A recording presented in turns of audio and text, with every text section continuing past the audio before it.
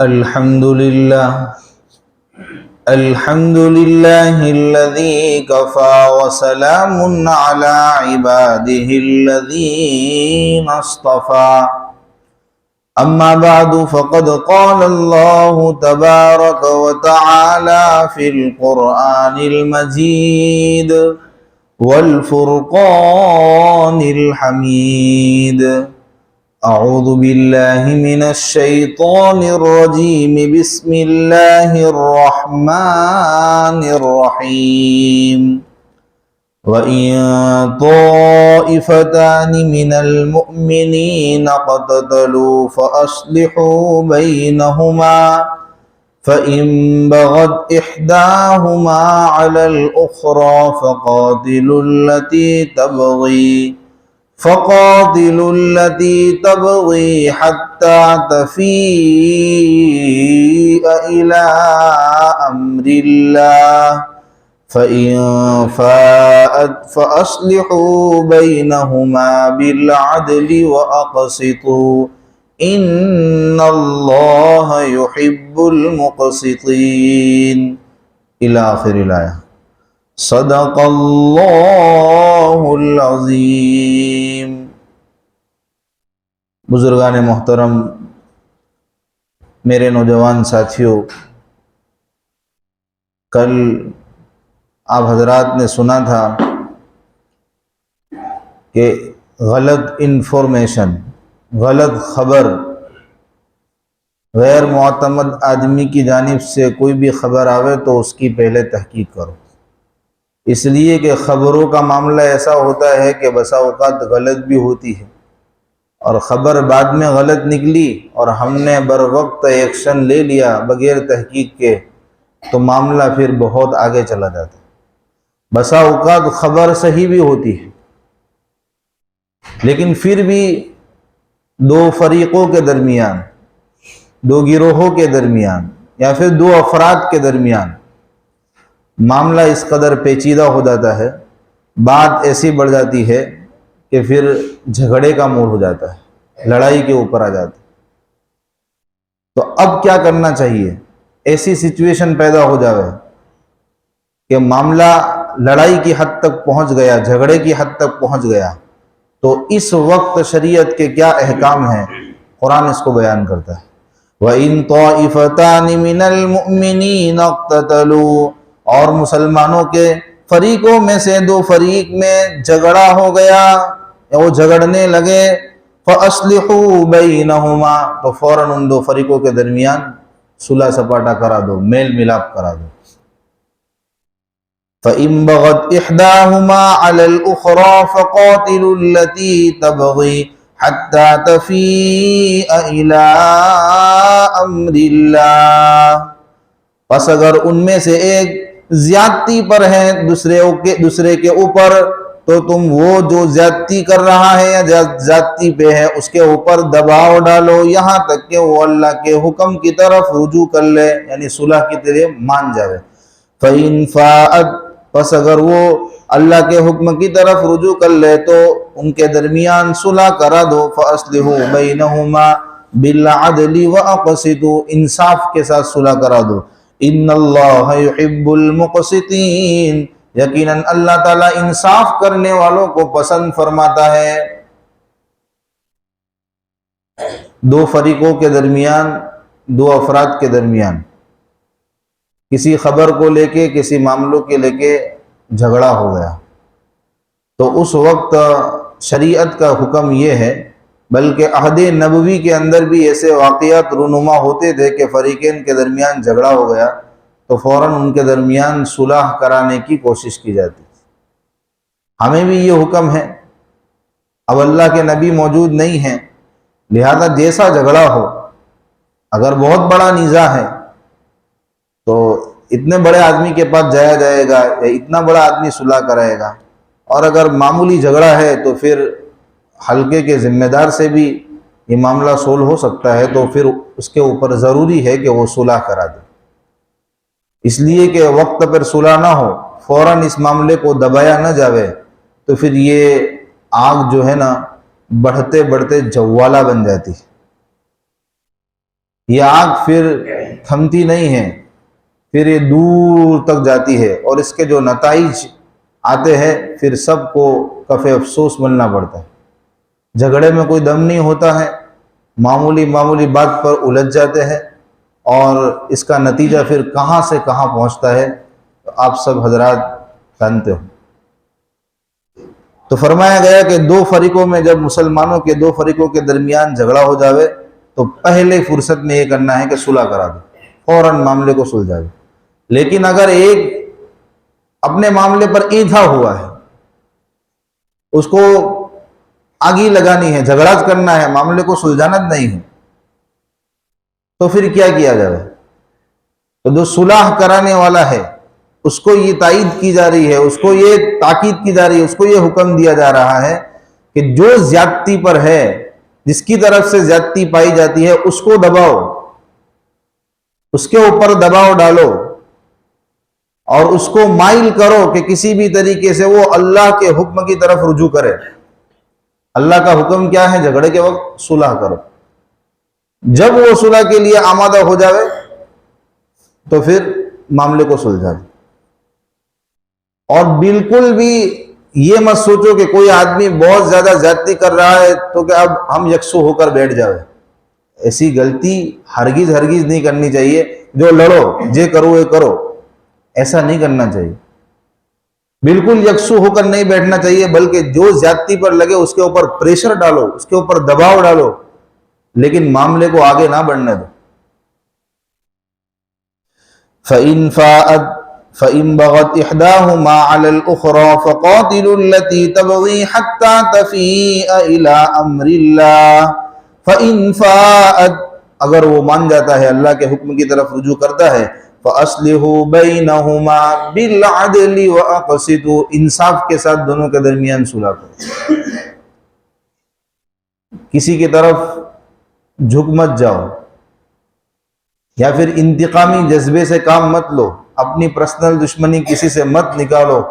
جو انصاف کا تقاضا ہو اس کے مطابق ان کے درمیان صلح کرو۔ کیوں انصاف کے ساتھ صلح کرنی ہے؟ انما المؤمنون اخوہ، کیونکہ مسلمان آپس میں بھائی بھائی ہے، سارے مومنوں کا آپس میں رشتہ بھائیوں کا ہے، تو ہم ان دونوں کے درمیان میں صلح کراوے، بین الاخوین، دونوں بھائیوں کے درمیان صلح کرانے کو سامنے رکھے۔ اگر کسی ایک کے ساتھ بھی ہم ایسا برتاؤ کریں گے تو ہم غلطی پر ہوں گے۔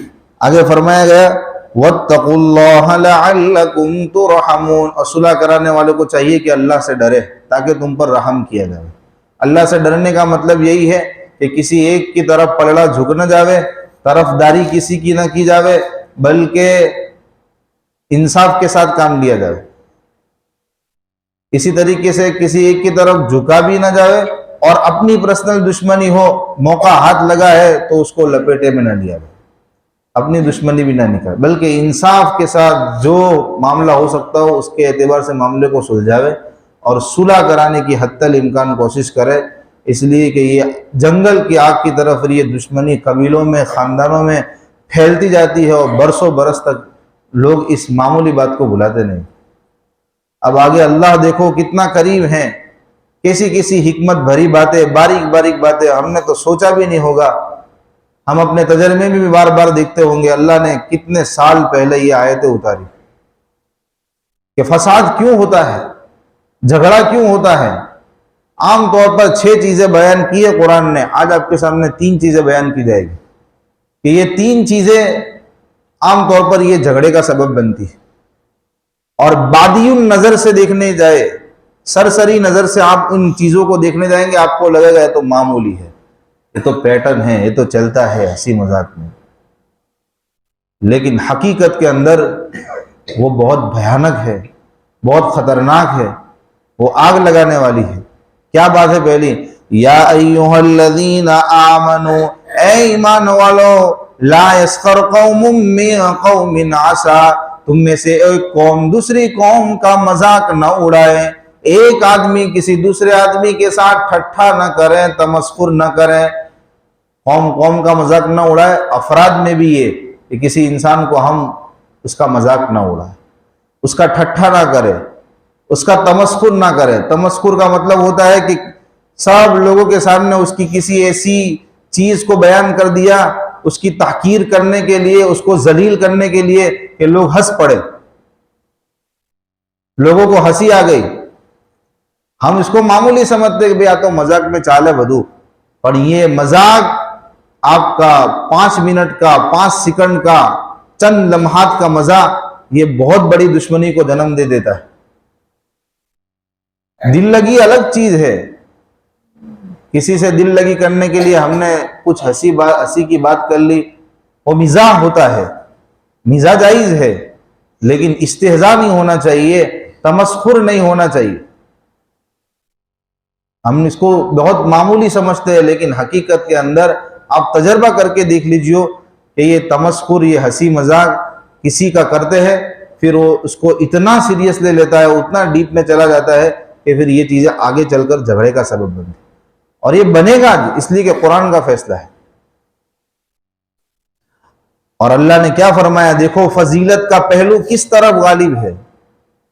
جو لوگ مذاق اڑاتے ہیں اور جن کا مذاق اڑاتے ہیں، تو جن لوگوں کا مذاق اڑایا جا رہا ہے، قرآن ان کے بارے میں فضیلت کا پہلو ان کے اوپر غالب ہے۔ کیا فرمایا، امید ہے، قرآن کہہ رہا ہے امید ہے کہ وہ تمہارے سے بہتر ہو، ان کے اندر وہ فالٹ نہ ہو۔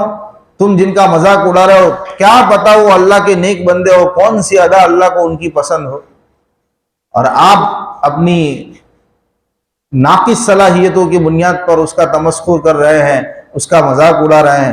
اللہ کے نزدیک اس کا مقام ہو، وہ مقبول بندہ ہو، تو آپ کا تو بھئی بیڑا غرق ہو جائے گا، نہیں ہو جائے گا۔ اس لیے قرآن کہہ رہا ہے کہ امید ہے کہ وہ مذاق جن کا اڑایا جا رہا ہے وہ مذاق اڑانے والوں سے بہتر، اس لیے ہم کسی کا تمسخر نہ کریں، کسی کا مذاق نہ اڑائیں۔ اور یہی بات عورتوں سے بھی کہی جا رہی ہے، جو بات مردوں سے کہی جائے عورتیں اس میں آ ہی گئی۔ ایسا نہیں ہے کہ مردوں کو مذاق اڑانے کے بارے میں منع کیا تو عورتیں اس میں نہیں ہیں، لیکن قرآن خصوصیت کے ساتھ عورتوں کا تذکرہ کر رہا ہے، وَلَا نِسَاءٌ مِّن نِّسَاءِ نَسَاء، اور نہ تم میں سے عورتیں عورتوں کا مذاق اڑائیں، اس لیے کہ عورتوں میں یہ بیماری زیادہ ہوتی ہے۔ تو بڑے اہتمام کے ساتھ عورتوں کے بارے میں بھی فرمایا، عَسَىٰ أَن يَكُنَّ خَيْرًا مِّنْهُنَّ، امید ہے کہ وہ عورتیں جن کا تم مذاق اڑا رہی ہو وہ مذاق اڑانے والی عورتوں سے بہتر ہو۔ دوسری جو سب سے بڑی بیماری ہے، اور دوسری وہ برائی جس کی بنیاد پر فساد پنپتا ہے، جھگڑا پنپتا ہے، معمولی معمولی بات پر جوالا بن جاتا ہے، آگ جوالا بن جاتی ہے، وہ کیا ہے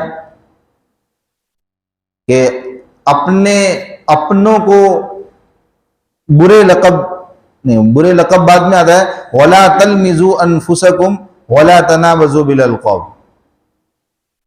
برے لقب سے پکارنا، پہلے یہ سمجھو، وَلَا تَنَابَزُوا بِالْأَلْقَابِ، برے لقب سے پکارنا، کسی کو برا لقب نہیں دینا ہے، اس کا جو اچھا نام ہو اس سے بلا۔ برا لقب مطلب لنگڑا، لولا، عقل سے پیدل، پیٹ کا پجاری، اندھا، کانا، یہ سب لقب ایسی ہے کہ اس سے سامنے والے کا دل دکھتا ہے، اور یہ بھی بہت بڑی پھر جھگڑے کو جنم دیتا ہے۔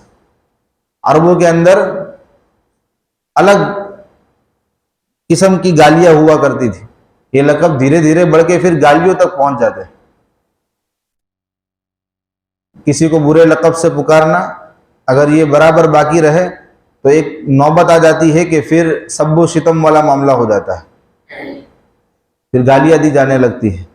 اور یہ گالیاں ہے نا اتنی خطرناک اور اتنی بری چیز ہے کہ انسان کو، جو انسان کسی کو گالی دیتا ہے وہ الٹا اسی کے سامنے لوٹ کر آتی ہے۔ کسی کو ماں بہن کی گالی دی تو وہ اسی کی طرف لوٹ کے آتی ہے، اور کسی کے اوپر لعنت کی تو لعنت کا بھی اصول یہ ہے اسی کی طرف لوٹ۔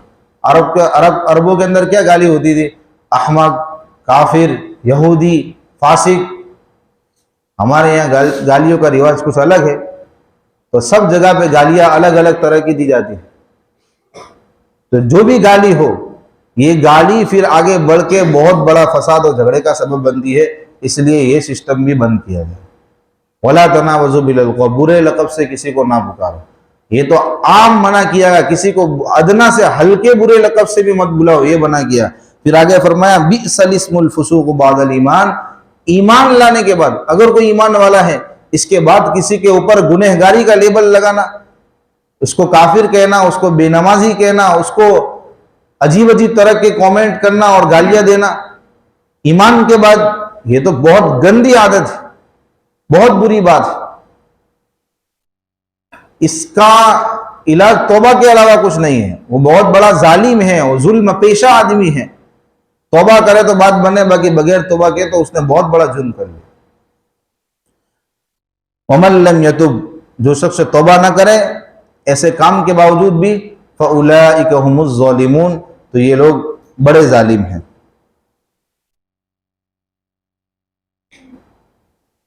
ولا تلمزوا انفسکم، اپنے کو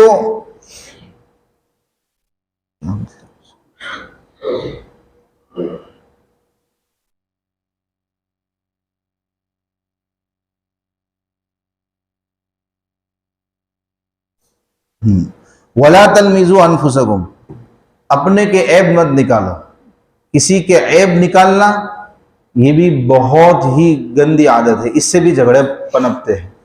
انسان اپنے عیوب کی طرف تو نظر کرتا نہیں کہ میرے اندر کیا خامیاں ہیں، میرے اندر کیا کمیاں ہیں، اور دوسروں کے عیوب کو تلاش کرتا پھرتا ہے۔ تو یہ عیبوں کو تلاش کر کھوج کر کسی کے عیب کو کسی کے سامنے ظاہر کرنا، عیب نکالنا، یہ بھی پھر جھگڑے کا سبب بنتا ہے۔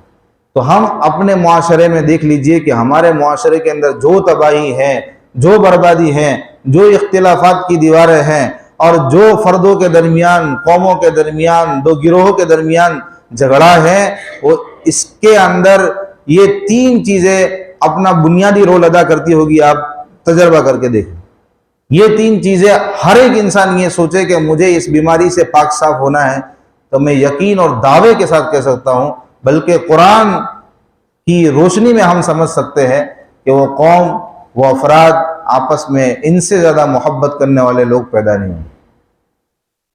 یہ قرآن کی تعلیمات ہے، یہ میری اپنی بنائی کھڑی ہوئی باتیں نہیں ہیں۔ قرآن ان باتوں کو آج سے کتنے سالوں پہلے ہمیں یہ تعلیم دے کر گئے۔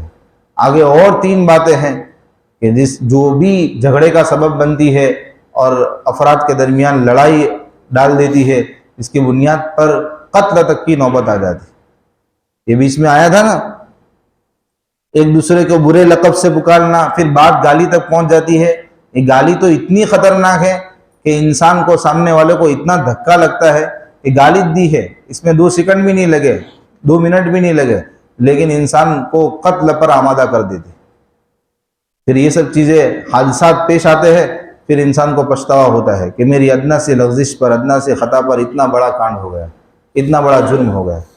لیکن اسی لیے پہلے میں نے بتایا کہ یہ چیزیں دکھنے میں بادی نظر سے معمولی معلوم ہوتی ہے، لیکن اس کے نتائج بہت خطرناک۔ تو ان برائیوں سے، ان عیبوں سے اپنے آپ کو انشاءاللہ ہم پاک کریں گے، ہمارا معاشرہ خوشگوار بنے گا، پاک صاف بنے گا، اور انشاءاللہ پھر ایک پاک معاشرہ ہم دیکھیں گے تو لوگوں کے اندر، بچوں کے اندر بھی اس کے اثرات منتقل ہوں۔